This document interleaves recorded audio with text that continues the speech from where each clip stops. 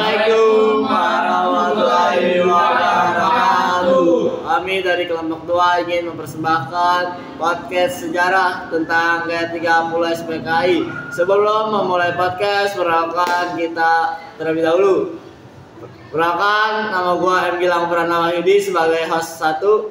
Saya Grace sebagai host 2. Saya Krisanto sebagai host 3. Saya Dani Nova sebagai host 5. Saya Taskia Dina sebagai host 6. Saya Devani sebagai host 7. Saya Yangsi sebagai host 8. Selamat menyaksikan. Oh sobat sejarah, selamat datang di podcast kami menelusuri sejarah. Tempat kita membahas peristiwa penting yang membentuk Indonesia. Episode kali ini sangat spesial karena kita akan menceritakan salah satu cerita peristiwa penting di Indonesia, yaitu G30 SPKI. Tepat sekali. Dalam episode ini, kami akan menjelaskan bagaimana latar belakang, kronologi, dampak, dan merusak peristiwa ini. Kami akan membagi cerita ini ke 4 bagian dan semua akan dibagikan oleh kami. Jadi siapkan waktu kalian. Oke, kita mulai dari latar belakang. Untuk memahami G30 SPKI, kita harus melihat konteks Indonesia di awal 1960-an. Saat itu, Presiden Soekarno memimpin dengan NASAKOM, Nasionalis, Agama, dan Komunisme. PKI atau Partai Komunis Indonesia menjadi salah satu partai terbesar di dunia. PKI memiliki dukungan besar dari rakyat kecil, buruh, dan tani. Melalui organisasi seperti Barisan Tani Indonesia atau BTI, mereka mendorong program reformasi agraria dan keadilan sosial. Namun, ketegangan politik meningkat. Kelompok militer semakin curiga terhadap PKI, terutama karena pengaruh mereka yang kian besar. Di sisi lain, ekonomi Indonesia juga sedang terpuruk, inflasi tinggi, dan rakyat semakin resah. Kondisi ini menciptakan situasi yang penuh ketidakpastian.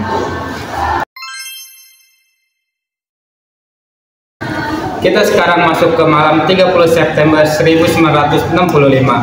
Sebuah kelompok yang menamakan diri sebagai Gerakan 30 September menculik 6 jenderal angkatan darat, termasuk Jenderal Ahmad Yani dan Maijen S. Saparman. Para jenderal dibawa kawasan Lubang Buaya, Jakarta, dan dibunuh. Jenazah mereka ditemukan di sebuah sumur tua. Kelompok ini mengaklaim bahwa mereka ingin menyelamatkan Soekarno dari Dewan Jenderal, sebuah kelompok yang mereka tuduh berencana melakukan kudeta. Namun, pada pagi 1 Oktober 1965, Mayor Jenderal Soeharto, Panglima Kontras, segera mengambil ahli kendali militer. Ia menyatakan bahwa gerakan tersebut adalah pemberontakan yang dilakukan oleh PKI. Dalam waktu singkat, militer melancarkan operasi untuk menumpas gerakan ini dan menuding PKI sebagai dalang utama. Sekarang kita masuk ke segmen ketiga, yaitu penumpasan. Operasi penumpasan terhadap PKI dimulai setelah peristiwa itu. Dalam beberapa bulan, ratusan ribu orang yang diduga anggota atau simpatisan PKI dibunuh. Beberapa laporan menyebut jumlah korban mencapai hingga 1 juta jiwa. Buruh tani, intelektual, hingga orang biasa yang tidak terlibat langsung menjadi korban. Mereka ditangkap, dipenjara, atau dibunuh tanpa proses hukum. Bahkan keluarga mereka yang hanya memiliki hubungan jauh dengan PKI juga terkena dampaknya. Diskriminasi terhadap keturunan PKI berlangsung selama bertahun-tahun, memengaruhi akses mereka terhadap pendidikan dan pekerjaan. Setelah peristiwa ini, posisi Presiden Soekarno semakin melemah. Pada 11 Maret 1946, ia menandatangani surat perintah 11 Maret atau Sukarnas yang memberikan kekuasaan kepada Soeharto untuk mengendalikan situasi. Suku Semar menjadi titik awal kejatuhan Soekarno dan lahirnya Orde Baru. Di bawah Soeharto, PKI dinyatakan sebagai organisasi terlarang dan komunisme dianggap sebagai musuh utama bangsa.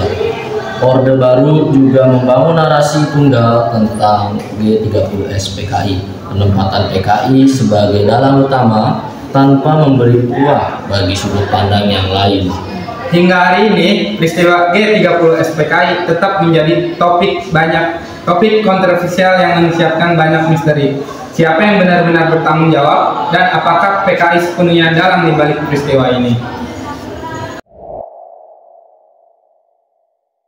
Dampak G30 SPKI masih terasa hingga kini. Stigma terhadap keluarga komunisme dan diskriminasi terhadap keluarga korban masih tetap menjadi isu sensitif. Selain itu, tragedi ini meninggalkan luka mendalam bagi bangsa, terutama karena jumlah yang sangat besar. Bagi Indonesia, peristiwa ini menjadi pengingat tentang bahaya konflik ideologi yang tidak dikelola dengan baik. Peristiwa ini juga menunjukkan bagaimana politik bisa berdampak langsung pada rakyat kecil. Sobat sejarah, peristiwa G30 SPKI adalah perjalanan bangsa yang mengajarkan kita pentingnya memahami kompleksitas sejarah. Kebenaran sejarah mungkin tidak selalu mudah ditemukan, tetapi diskusi seperti ini membantu kita untuk melihat peristiwa ini dari berbagai sudut pandang. Mari kita jadikan tragedi ini pelajaran agar perpecahan semacam ini tidak pernah terulang di masa depan. Sejarah bukan sekedar catatan masa lalu, tapi cermin bagi kita hari ini dan panduan untuk masa depan. Tragedi G30 SPKI mengajarkan kita bahwa ketidakpahaman, disinformasi, dan perpecahan bisa membawa kehancuran. Tapi dari sejarah yang kelam kita juga bisa menemukan cahaya. Pentingnya persatuan, waspadaan, dan kebijaksanaan dalam menyikapi perbedaan. Jangan biarkan sejarah terulang karena kita lupa atau abai. Jadilah generasi yang kritis, berpikir jernih, dan selalu mencari kebenaran. Sebab masa depan bangsa ini ada di tangan kita semua. Mungkin kita tidak hidup di era yang sama, tetapi tanggung jawab untuk menjaga persatuan dan belajar dari sejarah tetap ada di tangan kita. Jangan hanya menjadi penonton sejarah, jadilah bagian dari mereka yang menjaga dan membangun masa depan. Dari peristiwa-peristiwa ini, kita belajar bahwa setiap tantangan bisa dihadapi, setiap kejatuhan bisa menjadi awal kebangkitan, dan setiap perjuangan punya makna. Jadilah seperti para tokoh yang kita bicarakan, gigih, berani, dan tak mudah menyerah. Karena pada akhirnya, sejarah bukan hanya tentang mereka yang telah berlalu, tetapi juga tentang kita yang sedang menuliskannya hari ini. Seperti yang dikatakan Jenderal Ahmad Yani, lebih baik mati daripada menyerah. Sebuah pesan bahwa mempertahankan kebenaran dan keutuhan bangsa adalah harga yang tak bisa ditawar. Dan mungkin hari ini kita bukan siapa-siapa, tapi sejarah ditulis oleh mereka yang berani melangkah. Maka dari itu, jangan takut untuk bermimpi, jangan ragu untuk berjuang, dan jangan berhenti belajar dari masa lalu.